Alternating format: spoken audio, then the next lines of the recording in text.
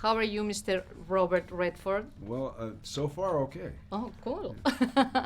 Well, the first question that I want to ask you is like, what kind of memories you have from the first film, and why did you decide to get involved in this new version?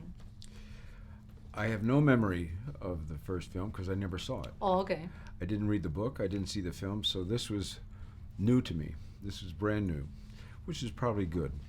I didn't carry any history with me.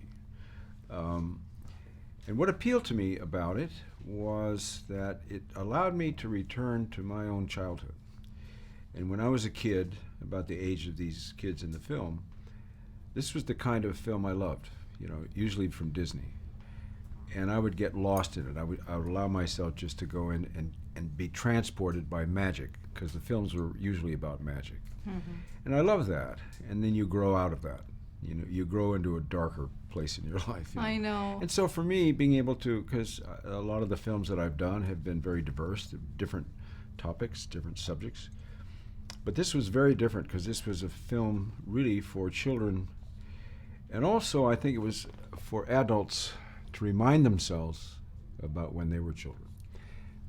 When you said that when you grow up, you go to a darker place, for me, I have the same experience, but in general, it's because of how humans treat the planet and the animals. It's very disheartening.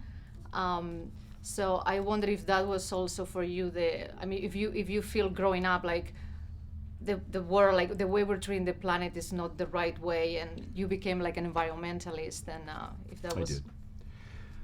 Yes, I think when I was a child, I was very drawn to the idea of the value of nature and animals and the connection between the two, that if nature was left alone, we would all be better off.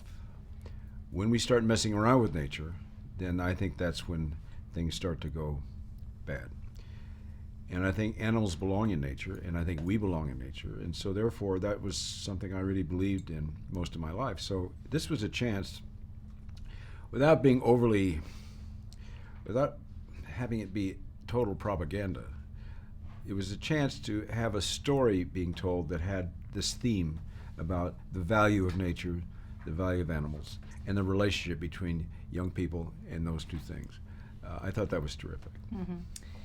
Do you think that there's any chance for future generations that we're gonna stop the greedy corporations that want to continue exploiting our resources in the planet? Do you think there's any chance to stop them at some point, or it's a lost battle? Well, it's hard not to sound too negative, but the fact is we've already lost much of our planet. And we've lost a lot of our planet because we've been obsessed with development. And development brings money, but it's short-term money. And sometimes it's at the expense of a longer-lasting resource, which is our planet. Mm-hmm. And so I feel sad about that, but there's not much I can do about it, because it seems like we're obsessed with development. But at some point, if we're not careful about what we develop and what we preserve, if we don't keep a balance, then we're going to wake up one day and realize that we've left nothing for our children. Yeah. Okay, well, I would be talking to you all day about this because it's my passion, but I guess we don't have mine more too. time. Mine too. So I could talk to you all day. Oh my God, this is a dream come